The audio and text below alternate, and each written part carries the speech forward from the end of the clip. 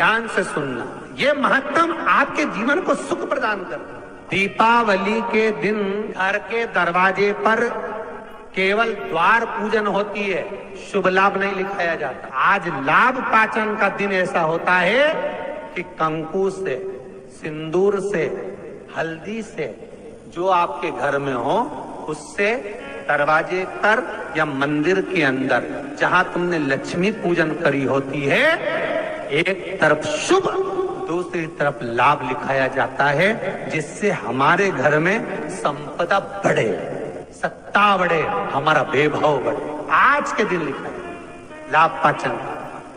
क्यों कहा गया?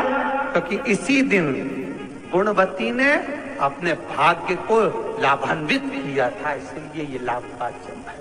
आपसे भी निवेदन है, आज लाभ पाचन का दिन निकलने मत देना। अपने घर के दरवाजे पर कुंकू से, हल्दी से या सिंदूर से, या जहां आपने लक्ष्मी का पूजन घर के अंदर करा हो, वहां पूजन वाली जगह पर कोई दीवार हो, भगवान की अलमारी हो, भगवान की चौखट हो, कोई अब जहां हो, छोटा सा शुभ और लाभ जितना बड़ा आप लिख सकते हो, कोई तीली से, काड़ी से, उंगली से, जहां अगर वहां नहीं लिख सकते तो अपने घर की अलमारी पर, तिजोरी पर, भंडार भरने वाली जगह पर, रसोई, कहीं पर भी शुभ लाभ लिखना। और नियम बना लो कि दीपावली के बाद लाभ पाचम के दिन हमको शुभ लाभ लिखना है। आज ही का दिन होता है। आप लोगों को तो मालूम होगा, पहले के समय में दिवाली पर ये जो गल्ला व्यापारी है ना महाराज, इन लोगों की छुट्टी हो जाती है। अडवाल जी, ये गल्ला व्यापारी जो होते हैं ना, सारा व्यापार की छुट्टी हो जाती है। तो गल्ला व्यापारी जो होते हैं, कपड़ा व्यापारी होते हैं, नया काम जब चालू करते हैं तो आज ही के दिन से करते हैं महाराज, क्योंकि आज के दिन उनकी बही खाते की वापिस पूजन होती है, गल्ले की पूजन होती है, व्यापार की पूजन होती है, क्योंकि आज के दिन से जो करा हुआ जाता है वो आगे तक बढ़ जाता है, तरक्की की ओर। वकील, ये जो जितने आपने ये जीवन बीमा निगम करने वाले होते हैं, या LIC वाले होते हैं, या गाड़ी वाहन वाले होते हैं, या अन्य जितने भी होते हैं, इनको आज के दिन अपने काउंटर पर, अपनी पेन पर, लीड पर जो काम करते वहां पर शुभ लाभ लिखना जरूरी होता। कई लोग बाहर रहते हैं, नहीं लिख पाते, तो एक कोरे कागज पर कुंकू से शुभ लाभ लिख लो और वो घर पर जाकर बाद में चिपका दो। पर आज के दिन शुभ लाभ जो लिखा जाता है वो जीवन पर्यंत सुख समृद्धि में कमी नहीं। ज्यादा कुछ नहीं बने तो शंकर के मंदिर में जाकर घी के दिए जला लो, 5 दिए लगा। और ज्यादा कमी पड़ रही हो धन की, संपदा की, सत्ता की, कोई प्रॉपर्टी, कोई दुकान, कोई धंधा पानी नहीं चल रहा, बहुत कष्ट में हो, बहुत तकलीफ में हो, तो महाराज 108 चावल के दानों को केसर में भिगोकर, केसर के पानी में केसरिया कर पकाना नहीं है, पकाना नहीं, उसको कच्चा चावल केसर में भिगोकर 108 दाने शंकर को मध्य रात्रि में सूर्यास्त के बाद रात के 12 बजे से पहले कभी भी शंकर को चढ़ा दो, समर्पित कर दो। और वही अक्षत के दाने उठाकर वापिस रख लेना ब्रह्म मुहूर्त में सुबह 4 बजे, फिर बाबा पे सौंप देना, ना धन बढ़ता चले जाएगा। इतने उपाय, और सारे उपाय यहीं से बताए जाएंगे, नीचे से कुछ नहीं। कितना सुंदर लिखा है, छोटे रुद्राक्ष की माला, छोटा जो रुद्राक्ष होता है उसकी माला, कैंसर का जो मरीज होता है, अगर वो फर्स्ट स्टेज का कैंसर भी है, छोटे रुद्राक्ष अगर अच्छे हैं, 3 मुखी से लेकर 5 मुखी, 7 मुखी, 9 मुखी, 11 मुखी छोटा रुद्राक्ष मिल जाए, उसकी माला अगर पानी में डाल दी जाए और उस पानी को वो मन का ही डाल दो, उसी का पानी थोड़ा थोड़ा कैंसर के मरीज को सुबह दोपहर शाम श्री शिवाय नमस्तुभ्यम का जाप कर कर, पंचाक्षर ओम नमः शिवाय का जाप कर कर, शंकर शिव का नाम लेकर, महाकाल बाबा का नाम लेकर, विश्वेश्वर विश्वनाथ का नाम लेकर, केदारेश्वर का नाम लेकर, 12 ज्योतिर्लिंग का स्मरण कर कर अगर वो आचमन करना प्रारंभ कर दे तो कैंसर रोग में भी आराम मिलना प्रारंभ हो जाता।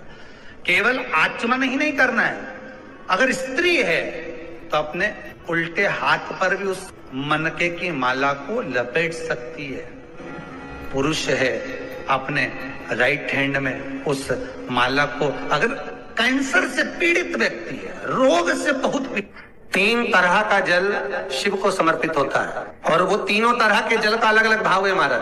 पहला जल सादा, घर से पानी लेकर गए, जल लेकर गए, शंकर को चढ़ाया, वो हमने घर का अपना एड्रेस बता दिया, भगवान शिव को जल चढ़ाकर अपने आनंद के लिए शंकर से कुछ प्राप्त कर लिया। दूसरा जल, जल के कलश में थोड़ा सा इत्र डालकर शंकर को जब समर्पित करते हैं तो महाराज घर में अगर कोई व्यक्ति बहुत रोगीला है, बहुत रोगीला, एक शिव महापुराण में, स्कंद पुराण में, नर्मदा पुराण में, भविष्य पुराण में, अग्नि पुराण में, नारद पुराण में, बरहा पुराण में, वामन पुराण में जितनी चीजें लिखी गई है एक एक प्रैक्टिकल कर देखो तो शिव महापुराण, स्कंद पुराण का ये भाव याद करिए कि 1 लोटे पानी में इत्र मिलाकर, जल में इत्र मिलाकर, बहुत रोगीला व्यक्ति, बहुत बीमार व्यक्ति है, 1 लोटा पानी उसका हाथ का स्पर्श कराकर शंकर को चढ़ाना प्रारंभ कर दीजिए। महाराज केवल 5 या 7 दिन चढ़ाओ और वो 7 दिन के बाद में उस बीमार व्यक्ति का क्रम देखिए कि उसमें कितना आराम लगा है। औषधि दवाई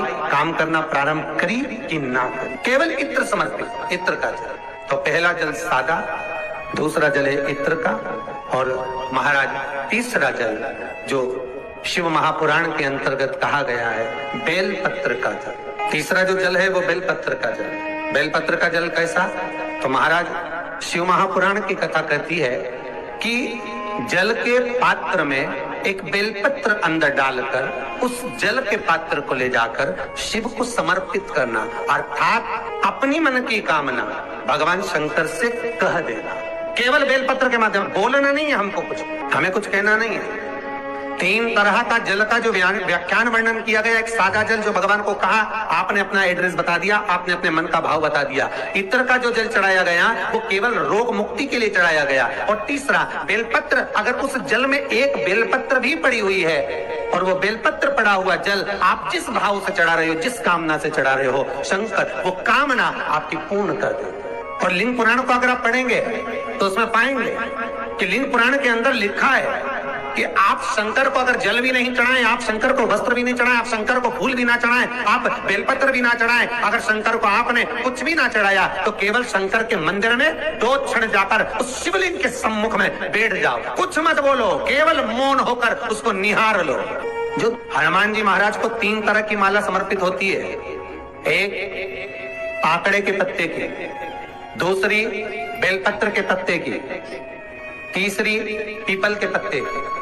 ये 3 तरह की माला जब शंकर हनुमान जी महाराज को समर्पित होती है, जिस समय पर अगर व्यक्ति के जीवन में बहुत भारी रोग हो गया है, बहुत ज्यादा कष्ट हो गया है, कैंसर जैसी बीमारी भी अगर उसको घेर ली है और किडनी लीवर सब बेकार हो गया, तो निवेदन है पीपल के पत्ते की माला बनवाओ, 108 पत्ते की, और हनुमान चालीसा का हर पत्ते पर स्मरण करिए महाराज। आप हनुमान चालीसा पढ़ते जाओ, माला में गांठ लगाते जाइए, और वो माला जो व्यक्ति कैंसर से पीड़ित है हाथ का स्पर्श कराइए और शंकर को चढ़ाइए कि आप दवाई लगना प्रारंभ होगी, कैंसर जैसा रोग भी धीरे धीरे समाप्ति पर आएगा। कोई बच्चा एग्जाम में बैठ रहा है, सीए की पढ़ाई कर रहा है, कोई बहुत बड़े एग्जाम में बैठा, पास हो ही नहीं रहा, बहुत हार गया, बेलपत्र की माला चढ़ाओ। अब बेलपत्र की माला चढ़ाओ, 108 बेलपत्र आप श्री शिवाय नमस्तुभ्यम मंत्र का जाप कर गांठ लगाकर भगवान श्री हनुमान जी महाराज के सामने पहुंचकर माला को सीधी रखकर, जो व्यक्ति एग्जाम में बैठ रहा है, नौकरी के लिए, अन्य पढ़ाई के लिए, अगर कंपटीशन एग्जाम में भी बैठ रहा है, तो माला को हनुमान जी महाराज, और हनुमान जी कौन से होना चाहिए? पूर्वमुखी। हनुमान दक्षिण मुखी नहीं चाहिए, पूर्व में जिन हनुमान जी का मुख हो वो माला ऐसी समर्पित कर हनुमान चालीसा का पाठ कर 3 बार स्मरण कर माला श्री हनुमान जी को पहना दीजिए। ऐसा कोई एग्जाम नहीं जिसमें से आप निकल ना पाए महाराज, पर करना आप। शिवाय नमस्तुभ्यम।